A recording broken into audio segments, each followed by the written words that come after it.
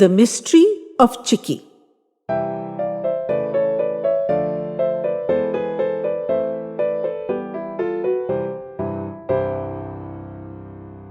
I was 7 when I received Chikki as a birthday gift.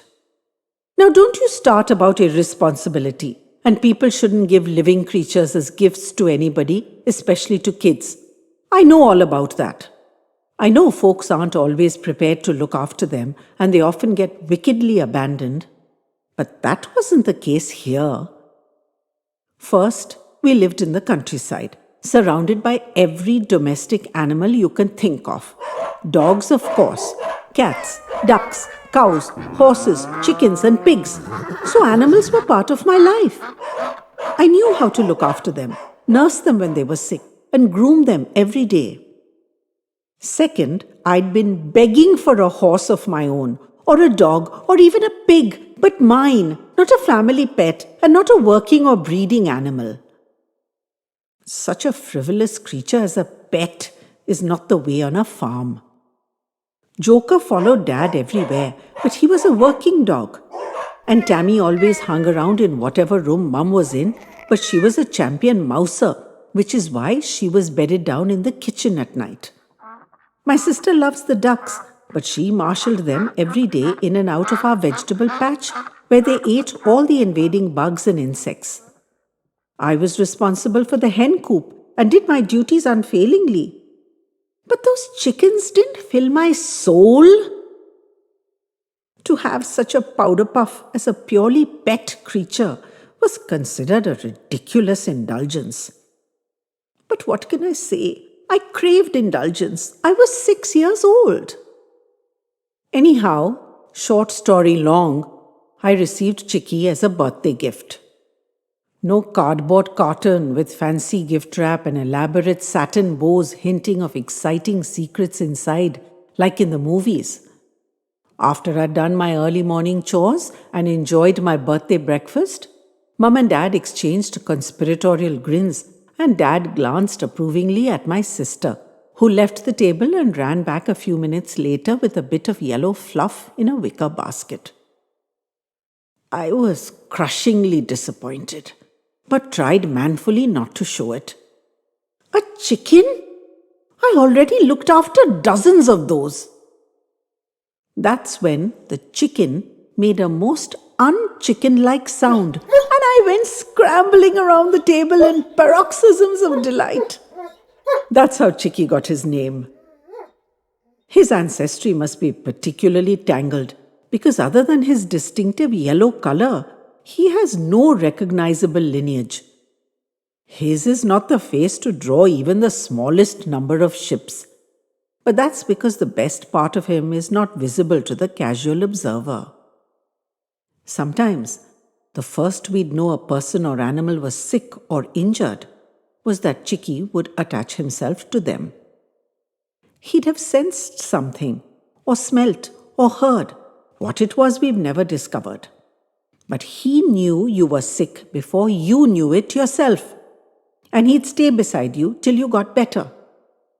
If he left his ward, you'd know for sure it was on the mend. Otherwise, he would never abandon his post. 2 sick animals had to be put in the same barn, otherwise he'd wear himself ragged running between them. So while he was nominally my pet, he turned out to be a working nurse dog.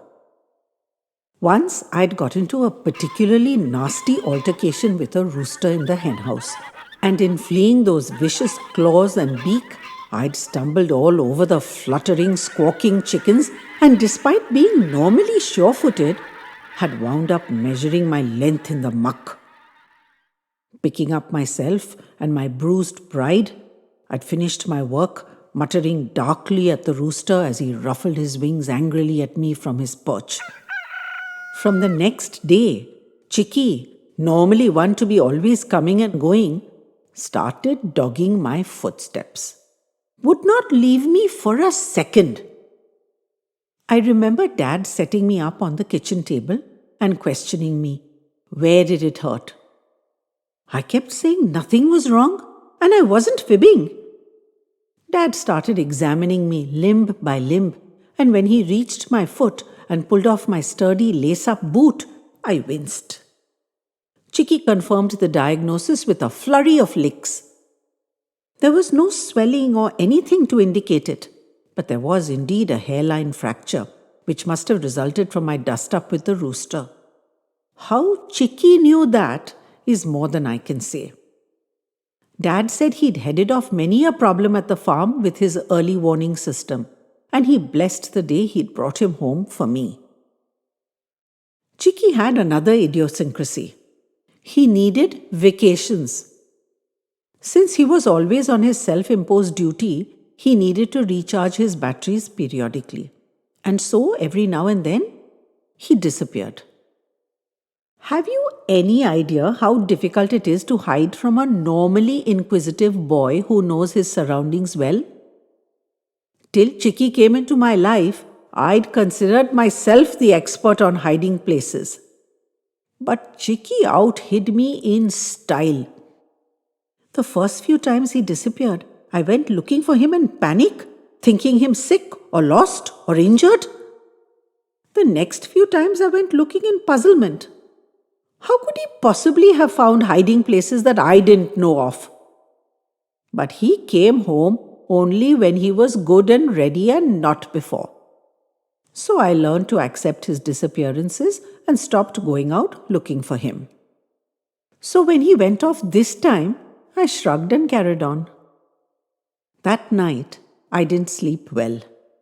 Not normal for me. I usually knocked off instantly. I lay awake and my leg ached for no reason at all. Anyhow, I did my early morning chicken run before bath and breakfast and school, but when I came home in the afternoon, I was limping, and Dad asked me jokingly, "Where's that dog of yours? He ought to be here to diagnose you." The next night, the pain in my leg was so intense that I cried out from my bed, and Mum came in worried. A doctor's visit was in order, they decided. The next morning, I hobbled out to my hen run as usual. I fed the hens and collected the eggs and cleaned out the yard. But when I should have taken off my boots and gone for my bath, instead, I snuck off towards the stream at the edge of our property, calling out, "Chikki! Chikki, are you there? Come home, Chikki, I'm worried about you." But no sign of him. I was taken to the doc, who found nothing wrong with my leg and hinted snidely that I was malingering to bunk school. Dad didn't give that theory much credence, which faith I appreciated. I got home and limped straight out towards the stream, calling for Chikki and looking high and low for him, to no effect. Yet I never thought of looking anywhere else, but only straight to the stream, as if drawn by a magnet. Long story short, I spent 4 days of searching, getting more and more agitated as I found no trace of him, while everyone mocked me for my unnecessary concern. He'd turn up, he always did. And I had 3 more nights of crying out in pain from the agony in my nothing wrong with it leg. And on the 4th day of the search, 5th of his going missing, I was beginning to worry that I should be looking elsewhere too. I couldn't explain the immense unease I felt to anyone. I was in a spiral of fearful helplessness, not to mention physical agony, looking wildly up and down the stream, when suddenly I spied a dirty yellow patch where I had looked 100 times before and seen nothing. I ran to him, for yes, it was Chikki. Filthy and bedraggled and thin and with a badly broken leg, unable even to bark or cry. Somehow he dragged himself out of his hiding place into the open, giving up on me ever discovering him myself. My heart broke to see my darling nurse dog in such a state, and I hadn't been able to reach him in all these days, even though he'd been beaming out a cry for help in a way I simply couldn't explain or even understand. He could barely open his eyes, and I yearned so for his raspy pink tongue to reach out wetly for me, but he was too weak for any of that. I stroked him and petted him, pouring out my love and relief at finding him and wondering how to get him home. He was barely alive. I took off my shirt and bundled him into it as tenderly as I could, trying my hardest not to jolt his injured leg, and he accepted it all without even a moan. His trust in me made me cry hot tears of anguish. I carried him back home, easily managing his shriveled weight, for by now I was a sturdy 10-year-old. The pain in my own leg was miraculously gone. Dad drove us hurriedly to the vet, and Chick's leg was put in plaster, and for the 6 weeks it would take for him to heal and get back his health and strength and his glossy yellow coat, I was his devoted and ever-present nurse. My Chicky's an old man now, but still on nurse duty. Thankfully, he's never needed my nursing skills again. I'm happy he's stayed strong and healthy. Does he head off danger from himself too? And was the break a situation beyond his control? So many mysteries remain unsolved. Chikki himself gives no answers, only thumps his tail joyfully when I question him.